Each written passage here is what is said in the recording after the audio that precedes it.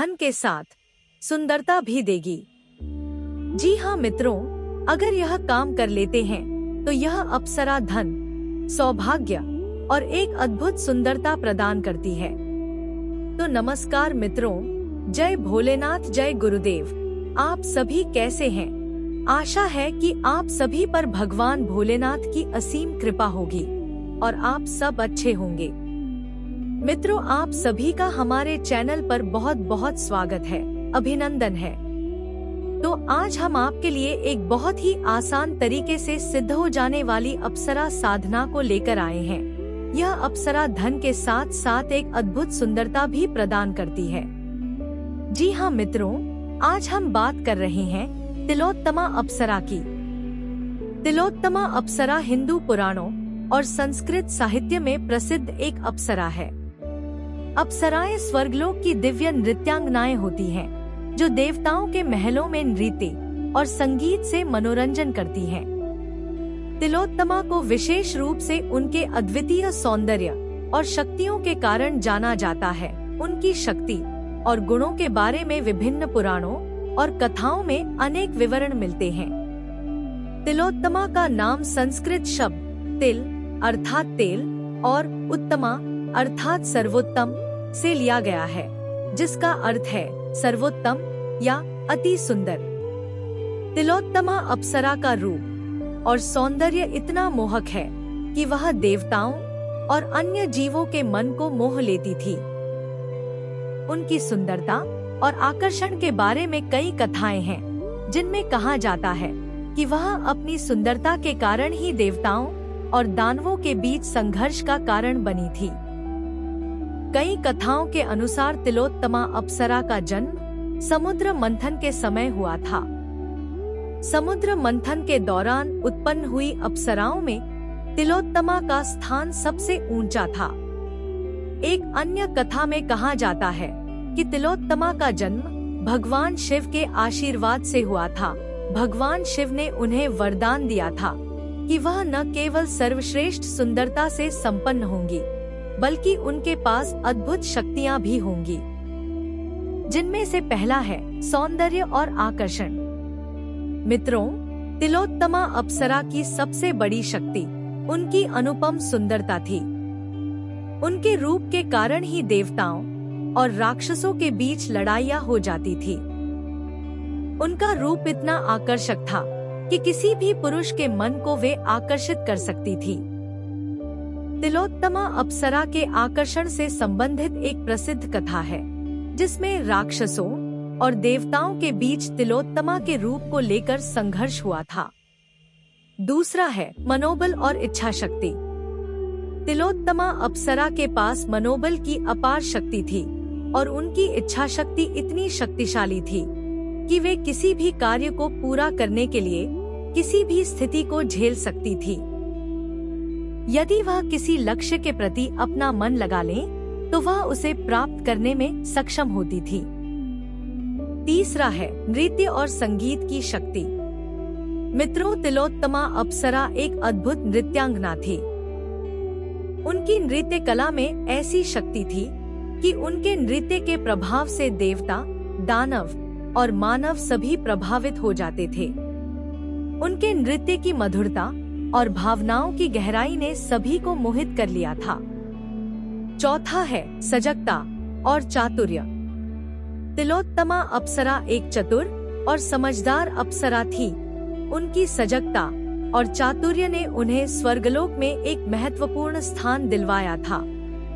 वह किसी भी स्थिति में ठंडे दिमाग से निर्णय लेने में सक्षम थी। उनकी चातुर्य का उदाहरण उन कथाओं में मिलता है जब उन्होंने देवताओं और राक्षसों के बीच जटिल परिस्थितियों को हल किया। पांचवा है दृष्टि और निगाहों की शक्ति। मित्रों, तिलोत्तमा अप्सरा के पास एक विशेष प्रकार की दृष्टि थी, जिसे देखकर वह किसी व्यक्ति के मन की गहराई तक प्रवेश कर सकती थी।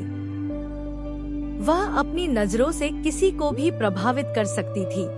इसके कारण तिलोत्तमा को एक प्रकार का मानसिक जादूगर भी माना जाता था। छठवां है शरीर की लचीलापन और गति। तिलोत्तमा का शरीर नृत्य के लिए अत्यधिक लचीला और तेज था। उनकी गति इतनी तीव्र और सुंदर थी कि जब वह नृत्य करती तो ऐसा लगता था जैसे वह हवा में उड़ रही हो।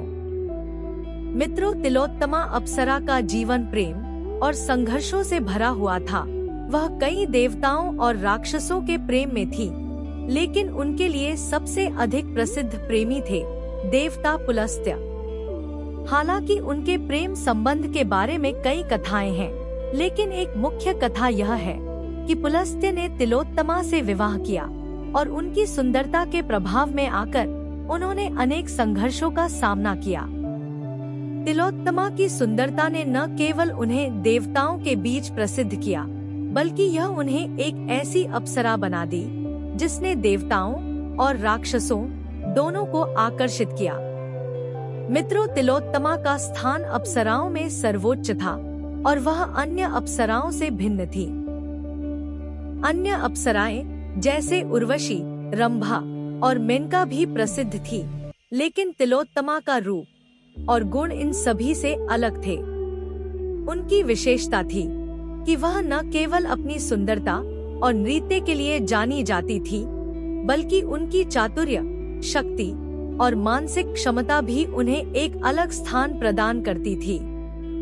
मित्रों, तिलोत्तमा अप्सरा का जीवन और उनकी शक्तियां न केवल एक अद्भुत कहानी का हिस्सा हैं, बल्कि वे हमें यह भी सिखाती हैं कि सुंदरता, शक्ति और चातुर्य के संयोजन से कोई भी व्यक्ति या प्राणी महान बन सकता है। तिलोत्तमा अप्सरा की शक्तियां केवल उनकी बाहरी सुंदरता तक ही सीमित नहीं थी, बल्कि उनकी मानसिक क्षमता, इच्छा शक्ति और आध्यात्मिक शक्ति ने उन्हें एक असाधारण व्यक्तित्व बना दिया। उनका जीवन और शक्तियां आज भी हमें प्रेरित करती हैं और उनके गुणों का आदान प्रदान हमें अपने जीवन में संतुलन और सफलता प्राप्त करने में मदद करता है। आज भी जो साधक इस अप्सरा को सिद्ध कर लेता है या प्रसन्न कर लेता है, तो उसे धन सौभाग्य के साथ साथ उसके चेहरे में एक अद्भुत सी चमक आ जाती है। तो मित्रों, इस अप्सरा को सिद्ध करने के लिए या प्रसन्न करने के लिए आपको क्या करना है, कब करना है, यह सब जानने से पहले आप सभी मित्रों से एक छोटी सी रिक्वेस्ट है कि यदि आप हमारे चैनल पर नए हैं, पहली बार आए हैं, तो हमारे चैनल को सब्सक्राइब कर लें और घंटी को दबाना ना भूलें, ताकि इस प्रकार की जो छोटी छोटी उपायों को या साधनाओं को लेकर आते हैं तो उसका नोटिफिकेशन आप तक पहुंच सके, इसकी जानकारी आपको मिल सके। तो इस अप्सरा को प्रसन्न करने के लिए जो उपाय हम आज बता रहे हैं, इसे आपको किसी भी शुक्रवार की रात्रि में करना है और यह साधना आप अपने घर में भी कर सकते हैं।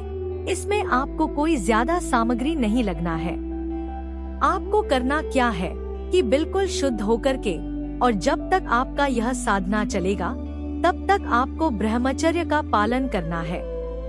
तो शुक्रवार की रात्रि में ठीक 12 बजे आपको एकांत जगह में एक दीपक जला करके और कोई अच्छा सुगंध वाला धूप लगा लें या इत्र का छिड़काव करके आपको उत्तर दिशा की ओर मुख करके बैठना है।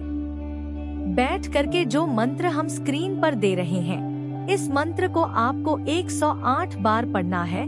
मंत्र जाप करने के लिए आप कोई भी माला ले सकते हैं और यह काम आपको 11 दिन तक प्रतिदिन करना है।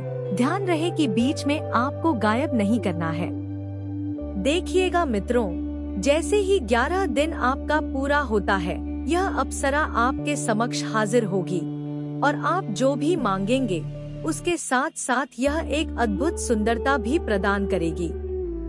यह बहुत ही आसान तरीका है। इस साधना को एक बार जरूर करके आजमाएं, क्योंकि इस मंत्र से यह अप्सरा बहुत जल्द ही प्रसन्न हो जाती है।